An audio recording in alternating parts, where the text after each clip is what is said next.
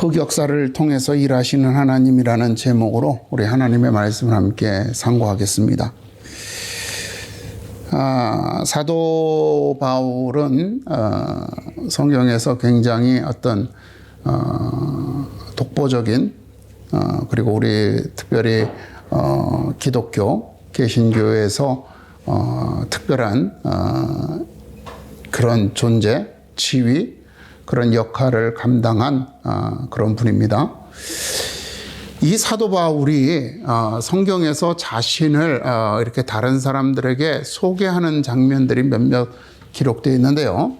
그때 사도 바울은 자신에 대하여 이렇게 소개합니다. 혈통적으로는 아브라함의 씨에서 난 자요, 베냐민 지파 출신으로서 순수한 히브리인이다. 자기는 혈통적으로 완벽하게 순수한 히브리인이다. 그 다음에 8일 만에, 난지 8일 만에 할례를 받고 철저하게 종교적인 어떤 의무를 다했죠. 유대교와 유대 정통한 자다. 다른 데 성경을 보게 되면 자기가 가말리엘이라고 하는 당시의 당대의 아주 유명한 율법학자에게 배웠던 것을 자랑할 정도로 그렇게 아주 유대교에 정통했던 자다. 또 길리기아 다수에서 태어났고 출생 때부터 이미 나는 로마의 시민권을 가진 사람이다. 이렇게 자신을 소개합니다.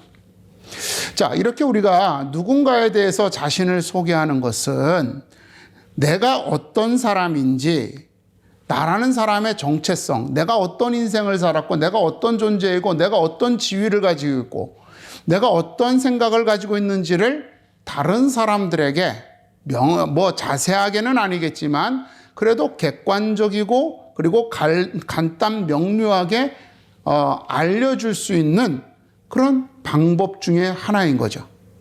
사도 바울은 자신의 정체성, 자신이 어떤 존재인지, 자신이 어떻게 살아왔는지에 대해서 사람들에게 소개할 때 이렇게 소개했던 것이에요.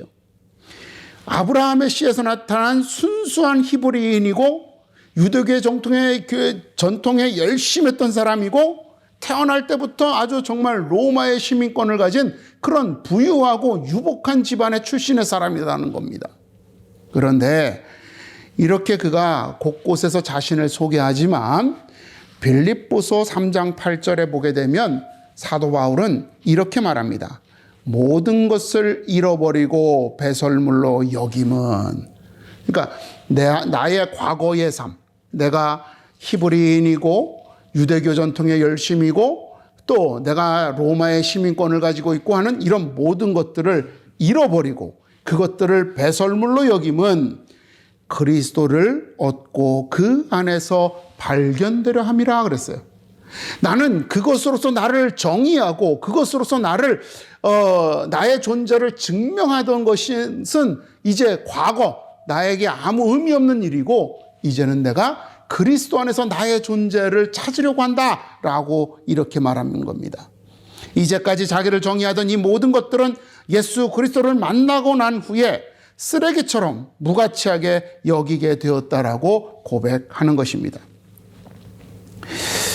자, 이와 같은 고백을 통해서 보면 사실 사도 바울이 예수 그리스도를 만나기 이전의 삶에 대해서 자신이 어떻게 생각하는지 우리가 짐작해 볼 수 있는 거죠.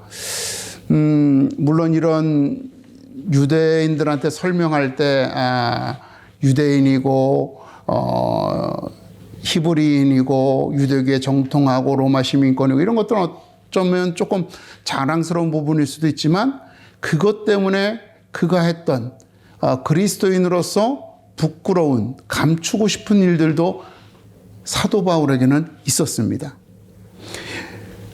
어떻게 보면 그가 유대교 전통의 열심이었기 때문에 그것으로 인하여서 그리스도인으로서는 해서는 안 될 아주 악한 일들을 했던 적이 있는 거죠.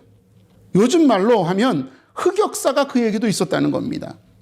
그는 유대교 신앙을 위하여서 스데반을 죽이는 일에 가담했습니다. 사도행전 7장에 보게 되면 스데반 집사를 죽이려고 할 때 성 밖으로 내치고 돌로 칠세 증인들이 옷을 벗어 사울이라 하는 청년의 발 앞에 두었다라고 말하는데, 바로 이 사울이 나중에 훗날 바울이 되는 사람이란 말이에요. 스데반을 죽이는 그 자리에 거기에서 같이 죽이라고 소리치고 외치고 그 자리에 증인으로서 참여하고 함께 손가락질하고 돌을 던졌던 사람이 바울이라는 겁니다. 성도를 살해하는 그 일에 가담했다는 거, 그리스도인으로서 굉장히 수치스럽고 감추고 싶은 과거죠. 또 훗날 이 사도행전 8장을 보게 되면은요, 바로 이 사건 이후에 교회를 핍박하고 성도를 잡아 가두는 일에 앞장선 인물이었다라고 또 자기를, 이 사도 바울을 사도행전은 그렇게 소개하고 있습니다. 이러한 그의 과거를 포함하여 예수 그리스도를 만나기 전에 자신을 정의하였던 이 모든 것들은 현재의 그 예수 그리스도를 만나서 주님을 믿게 된 그에게 해가 되는 배설문이다라고 이렇게 고백하는 겁니다. 그러면 이렇게 이제 부끄러운 과거니까 다시는 번복하고 싶지 않고 이거를 사람들에게 내놓고 싶지 않고 또 이걸 정말 다시는 끄집어서 사용하고 싶지 않잖아요. 그런데 그렇지 않더라는 겁니다. 사도 바울은요, 예루살렘에서 유대인들에게 붙잡혀서 신문을 당할 때 아주, 그러니까 유대인들이 그냥, 그것도 바리새인 사두개인들이 아주 여러 명이 둘러싸여가지고 자기가 막 공격을 당한단 말이에요. 그래서 자기가 복음을 증거하는데도 오히려 그 사람들이 자기가 하는 말에 대해서 더 이렇게 막 흥분해서 막 그럴 때 사도 바울이 뭐라 그러냐면, 나도 바리새인이다. 내가 지금 여기에서 신문을 당하는 것은 우리 바리새인들이 믿는 죽은 자의 소망, 즉 부활의 소망 때문에 내가 이렇게 신문을 당한다라고 말을 해요. 그랬더니 그 바울을 신문하던 사람들이, 유대인들이 사두개인도 있고 바리새인도 있었는데, 바울이 이 말을 하는 순간 바리새인과 사두개인으로 둘로 딱 갈라져서 서로, 야, 그러면 이 바울을 책망할 필요가 없잖아. 아니야, 바울은 우리 유대교의 위험한 존재, 이러면서 서로 다투었다라고 기록하고 있는 거예요. 즉 자신이 바리새인이었다라고 하는, 유대교의 정통한 바리새인이요 율법학자였다라고 하는 이 사실을 이야기하면서 그 위기의 순간을 모면하게 되었다라고 하는 겁니다. 또 사도행전 22장을 보게 되면은요, 자기를 신문하는 로마의 군인들이 이제 사도 바울을 채찍으로 때리려고 합니다. 그랬더니 사도 바울이 이렇게 얘기를 해요. 너희가 로마 시민된 자를 죄도 정하지 아니하고 채찍질할 수 있느냐, 이렇게 얘기를 해요. 자신의 시민권은 똥과 같이, 배설물과 같이 여긴다라고 했는데, 이 자리에선 자신이 로마 시민이라는 것을 드러내면서 그거를 얘기를 하면서 매맞을 위기를 모면하는 거죠. 그리고 나서 이제 당시의 로마의 총독과 아그리빠 왕에게 신문을 당하고요, 마지막에 이 둘이서 의논을 하는데, 야, 이 사람에게는 더 이상 죄가 없다, 이렇게 결정을 내리거든요. 그런데 거기에 뭐라고 그랬냐면, 이 사람을 우리가 풀어주고 싶어도 이 사람이 황제 가이사에게 상소했기 때문에 풀어줄 수가 없다라고 얘기를 해요. 즉 무슨 말이냐면, 바울이 내가 지금 여기에서 이렇게 신문당한 것이 억울하니까 나 이거 황제한테 따지겠다라고 상소를 한 거예요. 그런데 식민지 국가의 한 시민이 황제한테 상소하는 것은 불가능합니다. 그가 로마 시민이기 때문에 로마의 황제한테 상소할 수 있는 거거든요. 바로 그것 때문에 그 바울이 로마로 가게 되는 거죠. 이처럼 이 모든 일들, 즉 사도 바울이 개인적으로는 수치스럽고 부끄럽고 감추고 싶어 했던 그 과거의 일들이 사도로서는 복음을 전할 때 사람들이 자신의 말에 귀를 기울이게 하고 자기가 위기를 벗어나게 하는 방편이 되게 하고 복음을 전하기 위하여 로마로 가는 길이 열리게 하였다라고 하는 것입니다.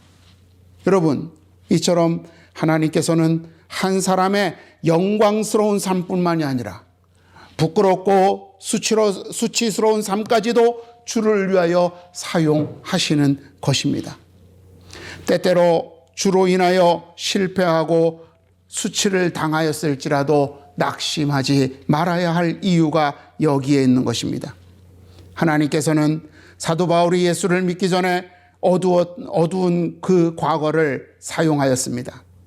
하지만 예수를 믿고 난 후 실패하고 좌절하며 낙심한 자를 용서하심으로 더 큰 헌신을 이루도록 하시기도 하십니다. 그가 바로 사도 베드로입니다.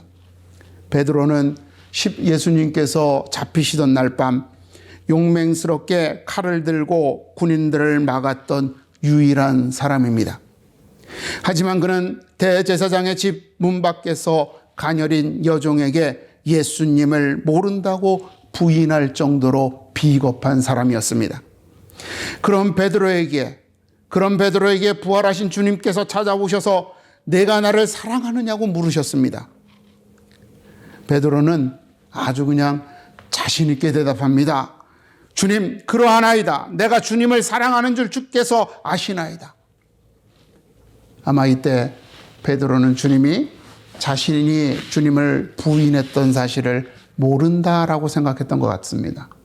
그런데 주님이 두 번째, 세 번째 물어봤을 때 베드로는 주님이 이렇게 세 번째 연거푸 물어보시는 것은 나의 그 부끄러운 과거, 내가 정말 그 여종뿐만 아니라 사람들 앞에서 주님을 모른다고 부인했던 그 과거를 알고 계시는구나라고 하는 것을 깨닫게 되죠. 그래서 성경을 보게 되면 세 번째 대답할 때 베드로는 근심하였다 그랬어요. 고민한 거죠. 정말 내가 이렇게 대답해도 될까? 내가 지금 예수님을 사랑한다라고 고백하는 게 진심일까? 이렇게 고민하는 거예요. 그는 이렇게 고민하고 대답을 합니다. 근심하여 이르되 주님 모든 것을 아시오매 내가 주님을 사랑하는 줄을 주님께서 아시나이다. 그는 자신의 부끄러운 과거, 사람들 앞에서, 여종 앞에서 주를 부인했던 일들을 시인하고 회개하며 그래도 자신은 주님을 사랑한다라고 고백한 것입니다. 그때 주님께서 그에게 말씀하시죠. 내가 젊어서는 원하는 곳으로 다녔거니와 늙어서는 내 팔을 벌리리니 남이 내게 띠띠우고 원하지 아니하는 곳으로 데려가리라. 앞으로 그가 주를 위하여 어떠한 죽음으로 하나님께 영광 돌릴 것을 말씀하시는 것입니다. 베드로는 그 부끄러웠던 시간으로 인하여 예수님을 향한 자신의 마음을 돌아보는 시간을 가지게 되었고 다시 다짐하는 시간이 되었던 것입니다. 이 사건이 그의 일생이 그리고 그의 마지막이 주를 위하여 드려지도록 변화되는 결정적인 사건이 되었던 것입니다. 일반 역사에 대하여서 사람들은 승자들의 기록이다라고 이렇게 비판하는 사람들이 있습니다. 우리나라 근현대사를 봐도 그렇죠. 박정희 대통령, 전두환 대통령, 노태우 대통령 이럴 때만 해도 5.16에 대해서 우리는 혁명이라고 이렇게 배웠잖아요. 근데 이제 정권이 바뀌면서 김대중 대통령, 노무현 대통령 그리고 이제 그 문재인 대통령 이렇게 오면서 이제 모든 사람들이 5.16은 쿠데타다 이런 식으로 이제 바뀌죠. 5.16이라고 한 하나의 사건에 대해서 그 5.16을 통해서 정권을 잡았던 박정희 대통령과 함께 역할을 했던 사람들이 정권을 잡았을 때는 혁명이었지만 그들에게 반대했던 사람들이 정권을 잡으니까 그게 이제 쿠데타가 되는 것처럼 이게 이제 하나의 대표적인 예죠. 누가 역사를 어떻게 기록할 것이냐. 그것은 권력을 쥔 사람들이 그 결정을 내린다라고 하는 겁니다. 그러나 세상의 역사는 그렇게 기록될 수 있을지 모르겠습니다만 성경은 승자들의 기록이 아닙니다. 복을 받고 성공한 사람들의 기록이 아닙니다. 성경은 하나님께서 일하심의 기록입니다. 그렇기 때문에 우리는 성경을 통해서 성공한 사람들의 스토리를 들어보려고 하는 것이 아니라 그들의 이야기를 들으려고 하는 것이 아니라 하나님께서 어떤 분이신지 우리가 어떤 존재인지를 알아야지만 하는 것입니다. 그렇게 우리는 성경 속에서 수많은 실패와 좌절 속에서 하나님을 영화롭게 했던 사람들의 이야기를 듣게 되는 것입니다. 이를 에스겔 선지자는 이렇게 말합니다. 들의 모든 나무가 나 여호와는 높은 나무를 낮추고 낮은 나무를 높이며 푸른 나무를 말리고 마른 나무를 무성하게 하는 줄 알리라. 자연적으로 되는 건 없다는 거죠. 하나님이 주관하셔서 성공도 실패도 잘 되고 못 되는 것도 하나님이 이끄시는 것이다. 여러분, 주님이 낮아지셨기 때문에 우리에게 구원이 있음을 기억하시기를 바랍니다. 오늘 본문에서처럼 십자가에 달리신 예수님을 향하여 사람들은 측은한 마음을 가지지 않았습니다. 예수님을 십자가에 못 박고 매다는 것을 구경하러 온 사람들은 모두가 다 그를 조롱하고 손가락질했습니다.